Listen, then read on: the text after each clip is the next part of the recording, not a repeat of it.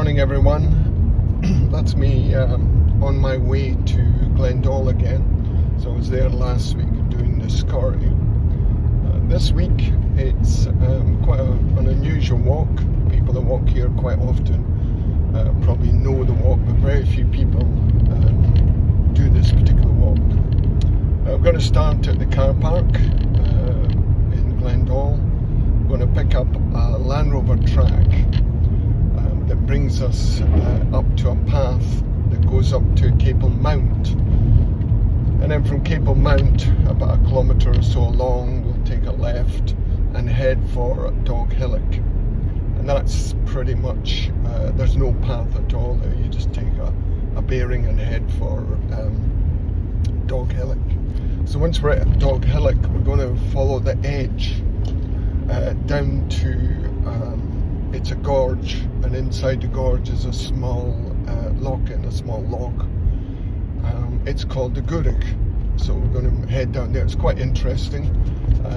Lots of big boulders with quite a steep down. Once you leave the Gourock, we're going to head down and pick up another Land Rover track at the bottom and head back to the car park. So that's what it's for today. It should take about 4 hours, even with a kind of stop and sandwich and a cup of tea. So that's the walk for today. So you can see the car park there. You're crossing over the bridge. You came into the car park, just showing you the rivers there. So it's a beautiful morning, but it's actually quite cold and quite windy. Probably don't notice it here. And so as you come up, you take in a left, and you'll see the gate, and we're going to follow this Land Rover track for about a couple of kilometres before we turn right. So we'll catch up with the video once we're at the point of turning right. What you're seeing there, the hill on the right is Capel Mounth, and to the left there's Dog Hillock, and you can see where the Gourock is, sort of little dip just past to the left there. That's where we're heading, but I'll do another video closer to show you what we should do. Eventually you'll come to crossing a small bridge, and you'll see the signs just in front of me here heading up to the right. So Capel Mounth, you'll see public footpath to Ballater. It'll bring you all the way across. If you kept on this path, it'll go all the way across to Loch Mick and to Ballater. So you see, it's not, the path gets a little bit better, but it follows the trees along the edge there and then up to Capel Mounth. Okay, see here the path actually we picked up. You could just continue along to the couple of posts here. It looks like they've put in a new path, and it comes up here. That one there was the original path, but they have a little diversion on it. So just let you know, if you want to make your life easier, just continue along, don't follow that sign, pick up that there at the bottom, and you'll be heading up. But here, this one will hug the trees all the way up. You'll see Capel Mounth there. Okay, this is us, or me, 3/4 of the way up. You see the sort of general path following up, and then that path will go up there. We're probably 10 minutes at the most. But it's one of these things, when you're going uphill, all the best views are behind you, so just take time and stop and look behind you. So this is us at the top of Capel Mounth. It's 695 metres, I think. You can see Dog Hillock just across there, and just behind it you can see the Monroes for Loch Nagar, and then that one there, that pointy one there, is Broadcairn.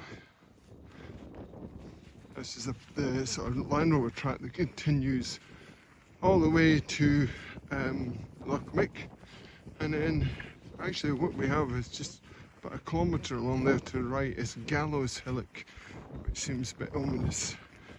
Maybe it's where they used to hang people. Okay, that's where we're going now. I'll give you a video. It's about maybe half a kilometre along this track, and then we'll take a left to go up there. This is me. I'll come down. You lose a bit of height here. So realistic, if you're looking at the map that I've put and attach it, you're really just heading down at an angle for these. See a sort of area where you can get across the river.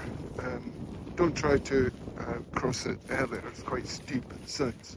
So this one, just make your way down, and you're going to take a bearing up to Dog Hillock, which is up there.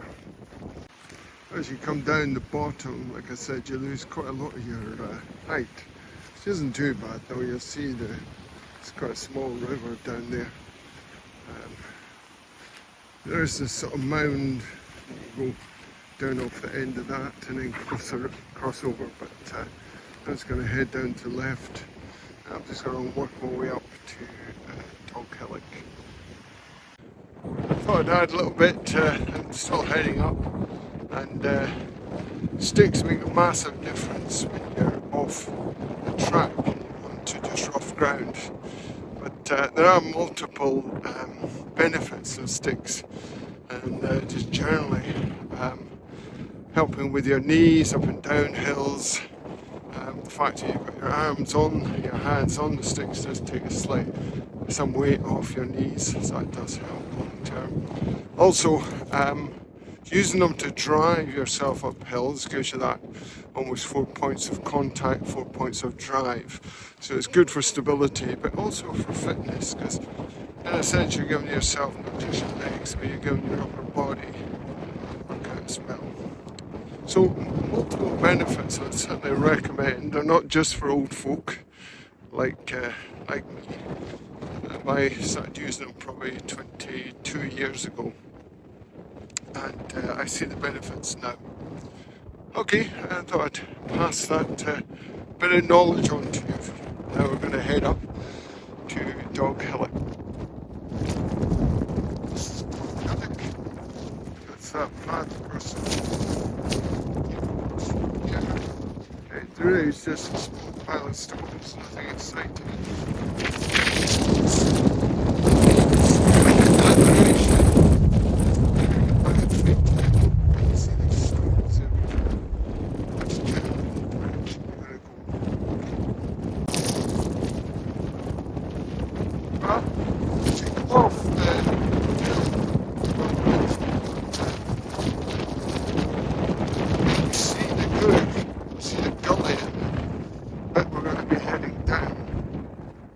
So just keep going in the same bearing, keep in the middle.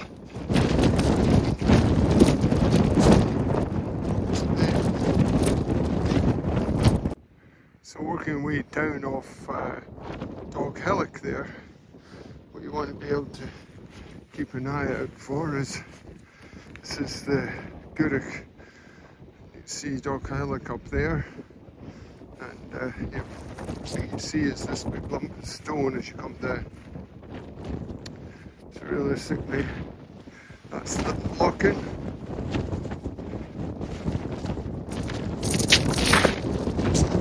Roots up there, but there's no real path.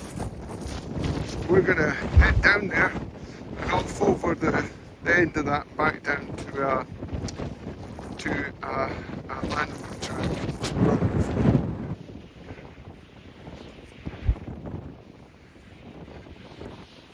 Getting down, I would move to the right. There's left, you can probably see down this. I move to the right for the grass.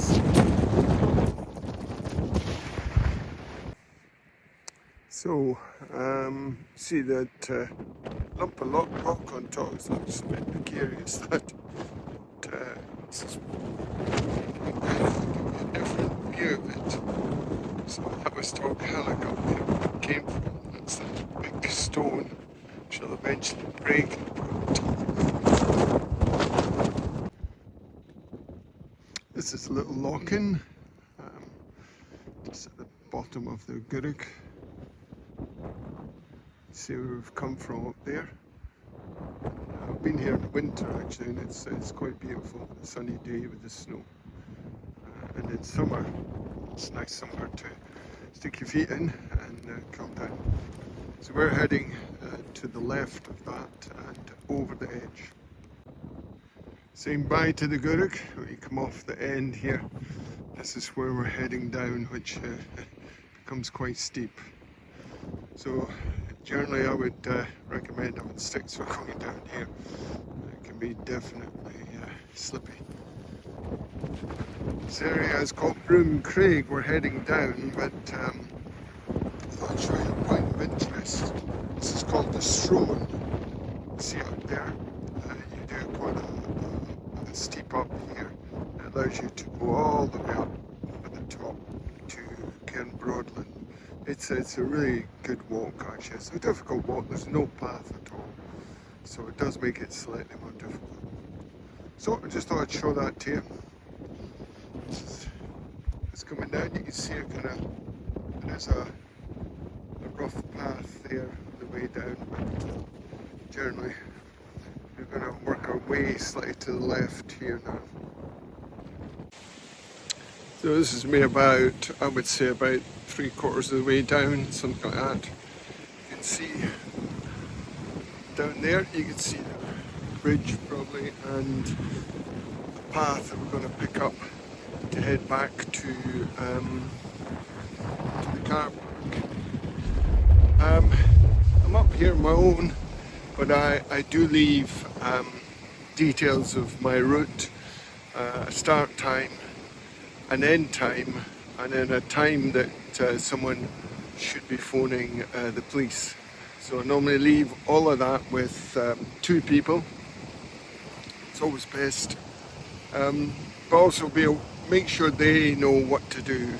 So it's okay just to leave all this stuff with people, but they need to know what to send, what to say, who to call, etc., etc.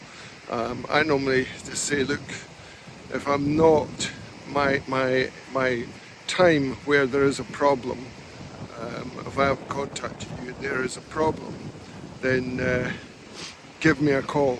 Call my mobile phone if you can't get hold of me, if there's someone, no signal, then you need to speak to the police and for them to pass the map, start, end times, etc. All the details on to the correct authorities, probably the mountain rescue. I do carry a personal location beacon, but you have to be conscious to use it, so it's okay if I'm fallen and I'm okay, I'm so conscious I can activate it, but if I'm unconscious, then really it should be down to leaving all the right details with people you trust. Okay, I'm going to swing this round up there, back in the gear, and that's where you'd good route up. It's a bit of a trek, but still good. That's the Strone up there that I was talking about. That's Broadlands, and that is our route back to the car park. So you can see the bridge down there. We're not going to cross that bridge, we're going to stay on this side, pick up a little path. This is me down. Do not cross the bridge. Just keep to the little path. You can see here it just follows the edge of the river, and that will take you all the way back. Eventually it picks up a Land Rover track and then all the way back to the car park. This is the end of the walk. Basically the same gate we came through and on over the bridge and into the car park. Just like, many thanks for watching. I'll try and put a few more. They're going to be different walks, not Munros or things like that, but things that are a bit more interesting. Thanks for watching. Take care.